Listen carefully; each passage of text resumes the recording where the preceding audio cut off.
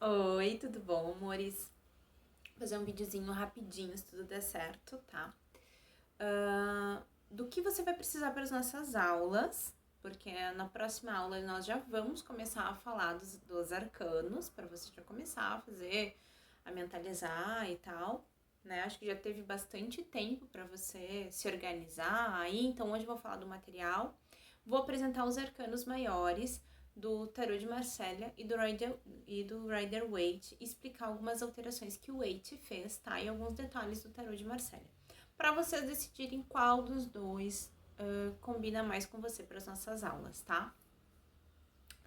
Como eu já disse, são os que eu indico para começar. Depois você pode comprar o tarot que você quiser, mas tenta começar ou com o de Marselha ou com o Rider-Waite, ok? Até porque vai ter mais material para você estudar fora daqui, tá? E tem muito simbolismo, a gente vai estudar muito simbolismo depois. E nesses tarôs, assim, muito modernos ou que passam por muitas coisas, esse simbolismo se perde. Em alguns tarôs, você acaba agregando outros, dependendo da egrégora que ele tá trabalhando, tá? Mas aí também, eu também não posso passar todos os tarôs do mundo aqui pra vocês. Então comecem pelo começo e depois vocês vão agregando o que quiserem aí na jornada de vocês. Belezinha? Então tá. Primeira coisa, vocês vão precisar um caderno, que pode ser desde um bem simplinho, como esse aqui, até cheio de bichinho, adesivo, enfim, o que vocês quiserem.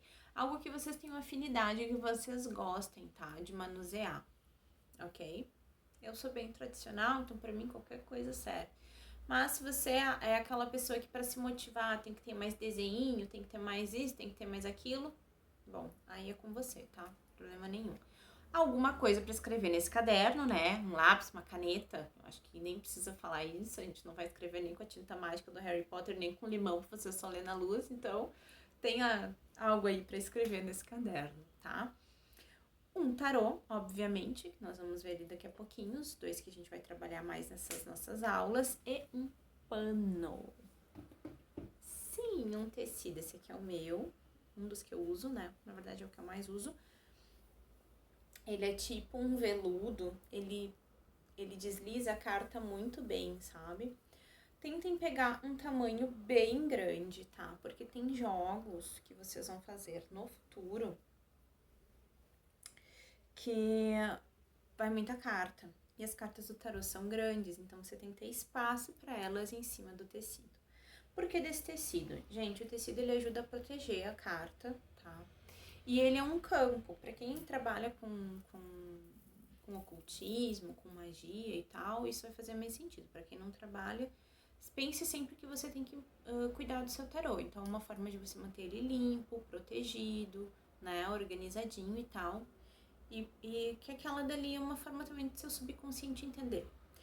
E para quem trabalha, a gente está limitando o espaço da energia para aquilo não sair daquele quadrado ali, né? Também não absorver o que está vindo de baixo, o que está vindo de cima, qualquer carga muito grande você pega e depois você lava seu pano. Olha que interessante. Tem várias jogadinhas dessas aí também, tá? Não vou me ater muito a essa situação de energia, de limpeza de tarô, de não sei o quê, porque o foco aqui é eu dar o material para vocês, não é limitar a crença de vocês a nada. Tem pessoas que não acreditam em coisa nenhuma. Quem sou eu para chegar aqui e dizer que você tem que acreditar nisso, naquilo ou naquele outro, tá? Então, se vocês quiserem muito, comentem, peçam, e aí eu faço algumas amostras aqui de algumas coisas, ou talvez lá no final do curso, tá? Também. Mas procurar aí pela internet, por coisa, tem de tudo que é jeito, tá? Os que eu utilizo são um pouquinho diferentes, então não sei se vai fechar pra todo mundo. Agora que a gente já viu o que vocês vão precisar para nossa aula, gente, tenha um caderno, tá? Tenha um caderno para vocês anotarem as coisas, porque depois quando vocês forem começar lá os joguinhos, vocês vai fazer muita diferença vocês terem esse folhear, né? Vocês têm esse material para se guiar. E o ato de escrever vai fazendo a gente memorizar também. Beleza? Então vamos lá. Vou começar pelo tarô de Marselha. Eu vou mostrar os arcanos maiores para vocês e alguns detalhes dele. Ixi, tremelicou aqui com o negócio. Então, vamos lá. Aqui é a carta do louco. Vocês perceberem, a carta do louco não tem numeração no tarô de Marcélia. Aqui a gente tem o tarô como a jornada do herói, tá? E o herói, no caso, seria o louco. Ele vai passar por todo... O trabalho dele é passar por todos os arcanos até chegar no mundo e encerrar o seu ciclo de desenvolvimento, tá? Então, ele não tem numeração porque ele fica transitando dentro do tarô, sabe? Essa é uma das sacadas do tarô de Marcélia, ok? Nós vamos ter a carta do mago, número 1, que é o princípio, é o início de todas as coisas. A gente vai se aprofundar depois, tá? Em cada carta. Percebam aqui, ó, o chapéu, tá? Do mago. Tá? Vou virar aqui pra não tontear vocês. Ó. Outra coisa aqui também, ó, a figurinha do cachorro, o lado que tá pra onde tá indo o louco. Essas alterações são feitas, tá? No Rider-Waite. Depois a gente explica direitinho por quê. O chapéu aqui do mago, vocês vão ver essa figura bem similar também ali no Rider-Waite, tá?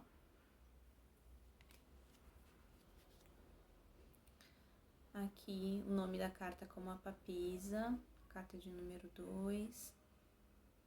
Ele é um tarô mais cru, né? Esse daqui, em especial, que eu tô usando, ele é do Carlos Godo. E ele é uma representação do tarô de Marcélia que foi mais difundido lá pelo ano de 1740, tá? Que teve a primeira produção, assim, em larga escala. Então, se vocês quiserem também seguir essa sacada, tá? Pegar ali esse tarô do Carlos Godo, tá? Não vou dizer onde tem pra vender, porque eu não tô recebendo patrocínio de ninguém, tá? Essa aqui é a sacerdote... perdão, sempre me embaralho aqui, né? A imperatriz, tá? Então, aqui vocês veem a numeração. O imperador. Aqui vocês já vão observar uma outra diferença no tarô de Marcélia. Olha aqui o número 4, né? Deixa eu ver se dá pra focar bem aí. Vou virar aqui. Olha aqui, ó, número 4, como ele está. Não é aquele algoritmo romano tradicional, né? E a gente vê que ele é um risquinho e o Vzinho, né? Quando o risquinho vem antes do V, ele é o 4. Quando vem depois do V, ele é o 6. No tarô, não tem essa diminuição. Eles são nessa ordem crescente. Por que se dá isso? Existem duas teorias, tá? Não existe nenhuma certeza sobre isso, mas existem duas teorias. Primeiro que os algoritmos romanos, eles tinham sua ligação direta com os deuses, né? Com os deuses romanos, enfim. A carta número 4, por exemplo, ela era ligada a Júpiter. E para jogos ou coisas do tipo, eles achavam blasfêmia você colocar o pauzinho e depois o V, né? Para fazer o número. Então, em função disso, as cartas elas teriam essa numeração. Uma outra crença, tá? Parte do princípio que quando você fosse jogar, se a carta tivesse de cabeça para baixo, poderia confundir por causa da numeração nos arcanos menores, porque essa configuração de numeração ela vai idêntica para os arcanos menores, né? Então, quando se a carta tivesse invertida, essa numeração se inverteria também. E como elas não têm gravuras, a pessoa poderia errar na sua leitura porque estaria interpretando uma outra carta, entende? Então essas são as duas situações que podem ter acontecido e gerado essa forma de numeração, tá? Vocês vão ver que nenhuma das numerações elas têm essa volta, né? Esse número anterior, elas sempre vão seguir. O 14, por exemplo, vai ser um X e 4 pauzinhos, né? Não vai ser o X, o pauzinho e o Vzinho. O I, né? Enfim, não sei como vocês chamam isso aí. Mas, enfim, tá? Trazendo essa informação. Essa aqui é a carta do imperador. O sumo sacerdote, né? Os enamorados.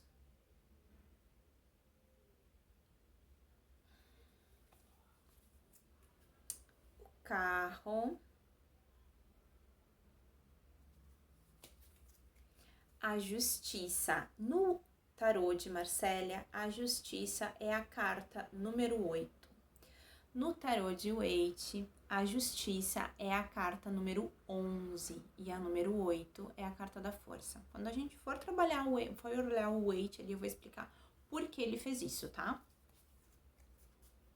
O eremita, ou ermitão, em algumas cartas vem como ermitão. A roda da fortuna.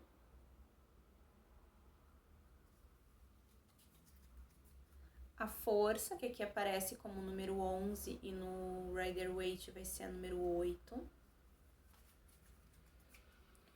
O enforcado, ou dependurado, né? Alguns tarôs ele vem como dependurado. A carta da morte, aqui uma outra curiosidade, a carta da morte não tem o nome escrito, como a dos outros, ó. O louco não tem o número e a morte não tem o nome no tarô de Marsella. Isso por uma questão de superstição da época, de que não era, que traria mal ao gouro, né, você ficar falando em morte. Então a carta, ela não tinha nome, tá? Todo mundo sabia, né, o que era. Em alguns tarôs mais antigos até vinha com o nome de o ceifador, né, para dar aquela disfarçada do que era, mas no geral ela não tem nomenclatura no tarô de Marsella. Então aí dependendo da sua crença, né. A temperança, o diabo, a carta da torre, que aqui é a casa de Deus,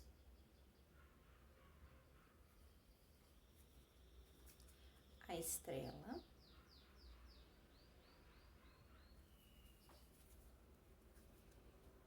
a lua,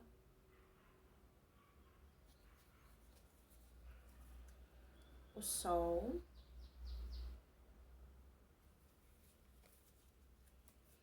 o julgamento e a carta do mundo, tá? Esses foram os 22 arcanos maiores do tarô de Marsella. Agora vamos pro de Waite.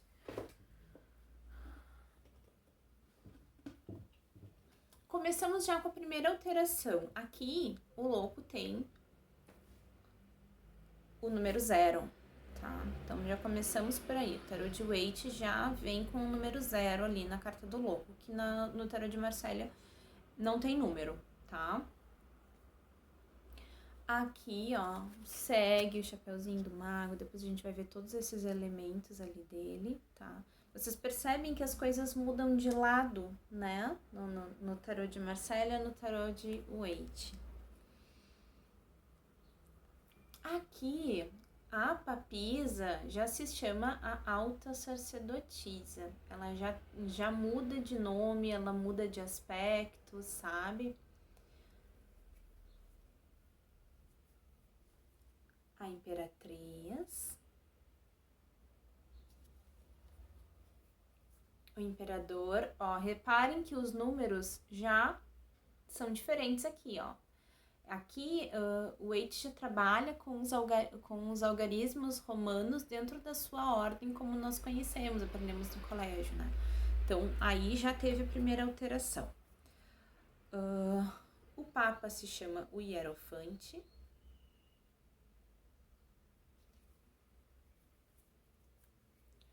Os amantes,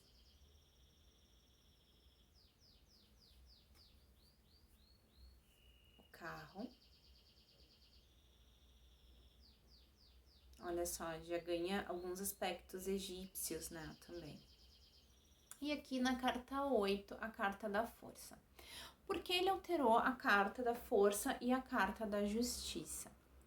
Dentro da Golden Dawn, quando eles começaram a estudar os arcanos, eles consideraram que eles estavam seguindo uma ordem zodiacal, ligadas aos signos.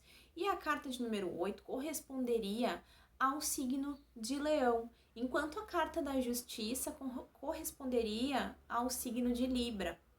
Então, o que eles chegaram à conclusão? Que quando foram feitas as impressões dos tarôs, teria ocorrido um erro. E teriam trocado a carta da justiça pela carta da força. E aí, a carta da balança estaria caindo no signo de Leão, enquanto a carta de Libra, a força, né, que é representada por um leão, estaria na casa de Libra. Então, quando ele fez esse tarô, ele considerou que estava fazendo uma restauração da ordem natural, não baseado em, né, no que ele acreditava mesmo. Então, só para explicar, tá, o porquê disso, para mim faz bastante sentido. Boa parte das alterações de Waite para mim fazem muito sentido. E essa é uma delas, né? Mas tem quem acredite que foi uma arrogância dele, né? Está alterando tanta coisa. Aqui o eremita, a roda da fortuna, a justiça, o dependurado,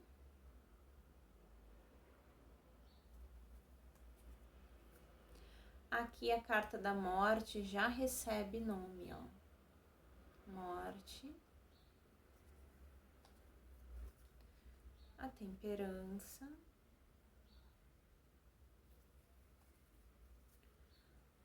o diabo, a torre,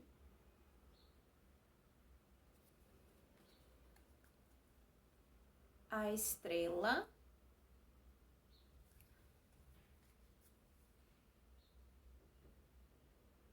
a lua, o sol,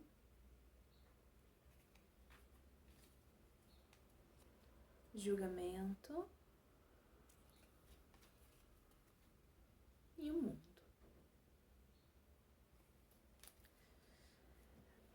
Porque eu trouxe isso para vocês verem algumas das diferenças, pensarem o que faz mais sentido para vocês e escolherem o deck, tá? Então vamos lá. Comprem seu tarozinho. Eu acho que a essa altura do campeonato já deu para saber se vocês vão querer aprender ou não, tá? E ficar aprendendo só na teoria não tem como, você vai ter que ter um tarô. Então faz esse investimento aí, compra um caderninho, tem uma canetinha, pega seu paninho, tá? E bora começar. Na próxima aula a gente já vai ver o louco, tá? Beijo no coração, até mais!